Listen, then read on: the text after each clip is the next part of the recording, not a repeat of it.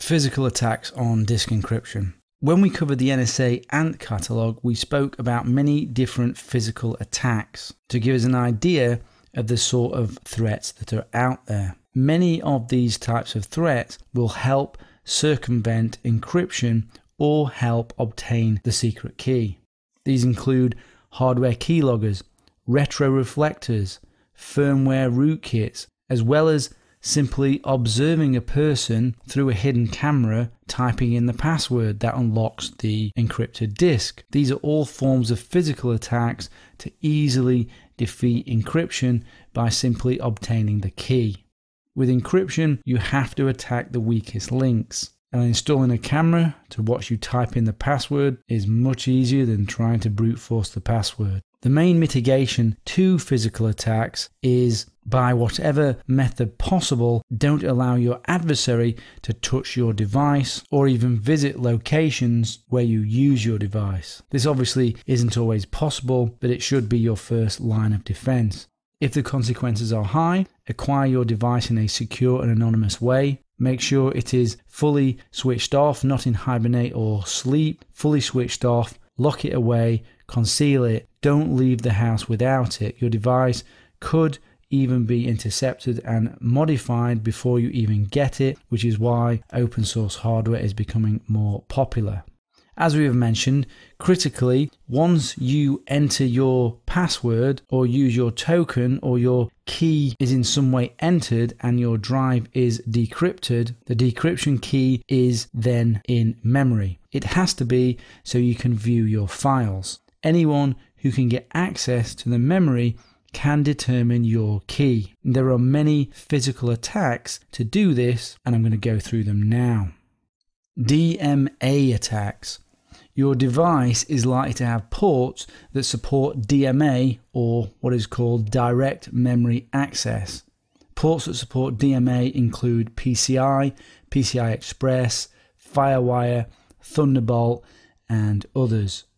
If your adversary can physically access one of these ports, they can use tools to extract the secret key that you're using to encrypt your drive and inject commands into the operating system, and a lock screen provides no protection. What you can see here in front of you is an open source tool called Encryption that can do that very attack. And here is a demo of Encryption viewing the memory.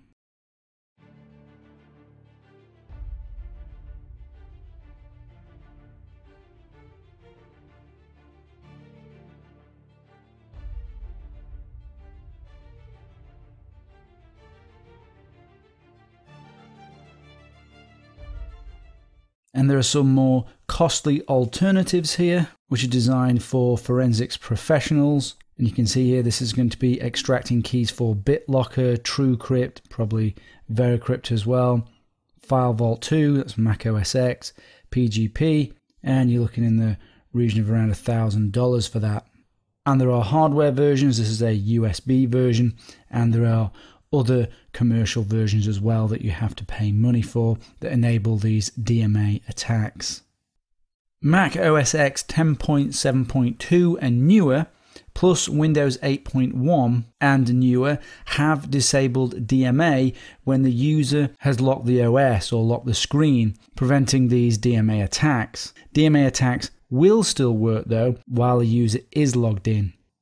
And Windows 10 now has DMA port protection. You can use the data protection / allow direct memory access MDM policy to block DMA ports when the device is starting up, which makes DMA attacks much harder. Check this link out for more details. Macs newer than 2012 have enabled VTD, effectively blocking DMA requests and thwarting all Encryption modules even when the user is logged in. And Qubes OS will also provide protection against DMA attacks against your disk encryption. When it comes to disk encryption attacks, there is something called the boot key problem. The blocks where the operating system is stored must be decrypted before the OS can boot, meaning that the key has to be available before there is a user interface to ask for the password. This provides an attack surface. Most full disk encryption solutions utilize pre-boot authentication, which you can see an example of here for Lux and with Grub. By loading a small, highly secure operating system, which is strictly locked down and hashed versus system variables to check for the integrity of the pre-boot kernel. BitLocker for Windows and Lux for Linux encryption can make use of hardware such as a trusted platform module to ensure the integrity of the boot environment and therefore frustrate attacks that target the bootloader by trying to replace it with a modified version. Pre-boot authentication, trusted platform module, these ensure that authentication can take place in a controlled environment without the possibility of a bootkit being used to subvert the pre-boot decryption. With a pre-boot authentication environment, the key used to encrypt the data is not decrypted until an external key is input into the system. The cold boot attack, another method that provides a means to obtain a dump of a computer's volatile memory even if the machine is locked. The dump can be used to reconstruct disk encryption keys and get access to the content of encrypted disks. Let me give you a quick demonstration how it is done, credit of Private Core Inc. What you can see here is a can that will be used to spray the memory to freeze it. Here you can see them freezing the memory. Take the memory out. Place in another machine and dump the memory. The reason the memory is made cold is because it enables the content of the memory to be retained for longer so that you can transfer it to another machine and dump the memory. The attack is even possible if the obtained dump contains some errors. Cold boot attacks have been demonstrated successfully on DDR1, DDR2 and DDR3 SDRAM. DDR3 proves more difficult, and I haven't read any research on DDR4 memory in terms of cold boot attacks yet, but it could be possible. What you can see here is a degradation of memory over time. If you're interested to find out more on this, have a look at this video. This is the latest research that I have seen, and also have a look at this report here. Whole disk encryption suffers from the boot key problem, which provides opportunity for various attackers. With a software implementation of disk encryption, the boot partitions cannot be encrypted. For example, BitLocker leaves an unencrypted volume to boot from, while the volume containing the operating system is fully encrypted. Which brings us to the evil maid attack. The name comes from the imagined evil maid who, while cleaning your room, is able to physically get access to your device that has disk encryption on it. The evil maid, the attacker, boots the device, as you can see here on the screen, using another operating system like a live CD, a specially constructed operating system to do the attack, and changes the bootloader to a hacked bootloader version. The next time the device is switched on and the decryption key entered, it can then be captured by the bad bootloader, which you can see demonstrated here with TrueCrypt. And depending on however this is coded, it could then send it off to the internet, or it could store it for later retrieval. If the bootloader is compromised, the whole operating system is compromised effectively. The bootloader could be potentially, in theory, even be changed over the network without physical access via some sort of malware, although that is not something I have seen. If you want to know more on the evil maid attack, check out Joanne Rotowska's original blog post for more information. She's the lady behind the Cubes OS project.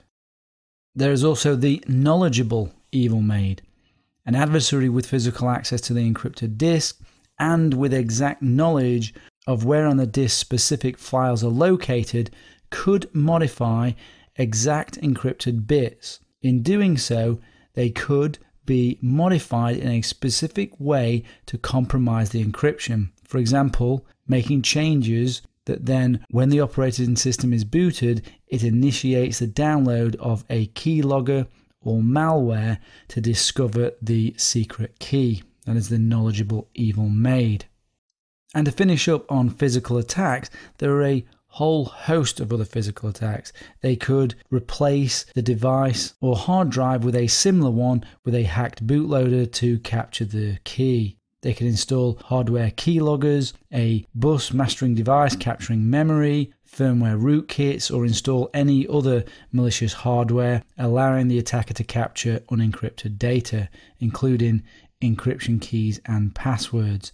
They could hot swap the drives, cables, do side channel attacks, and so on. When an adversary has unattended physical access to your device and you're trying to protect it with disk encryption, and then you take that device and re-enter your secret key, it's pretty much game over.